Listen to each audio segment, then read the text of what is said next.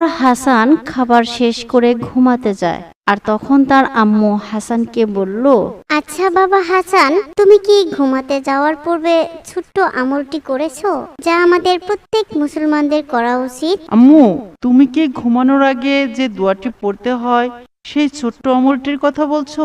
কিন্তু আমি তো বেশ কিছুদিন ধরে দোয়াটি পড়তে ভুলেই যাই। এখন আর আমি সেই দোয়াটি মনে করতে পারছি না, তাই পড়িনি। বাবা হাসান, মনে রেখো, আমল যত ছোটই হোক না কেন, তা যদি নিয়মিত করা হয় সে আমল আল্লাহর কাছে অত্যন্ত পছন্দের হয়। আর যে কোনো আমলই যদি তুমি নিয়মিত না করো তাহলে তা ভুলেই যাবে, এটাই স্বাভাবিক। আমি তোমাকে অনেক আশা নিয়ে মাদ্রাসাতে দিয়েছি, আর আল্লাহর কাছে সর্বক্ষণ দোয়া করি আল্লাহ পাক যেন তোমাকে পাক্কা মুমিন বান্দা করে গড়ে তোলেন। তোমার কাছে আমি এটি আশা করিনি বাবা। আম্মু, আমার ভুল হয়ে গেছে, আমাকে তুমি মাফ করো। তুমি একবার আমায় ঘুমানোর পূর্বের সেই দোয়াটি শিখিয়ে দাও, এরপর থেকে আমি নিয়মিত আমল করব।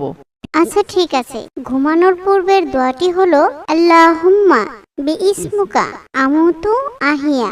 এই দোয়াটি ঘুমানোর আগে প্রতিদিন 3 বার করে পড়তে হয়। বাবা, তুমি এবার একটু পড়ো দেখি।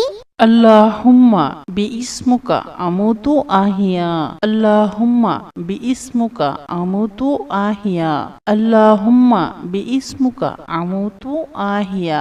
এবার তুমি ঘুমিয়ে পড়ো বাবা, আমি আসি। আল্লাহ হাফেজ। আল্লাহ হাফেজ আম্মু।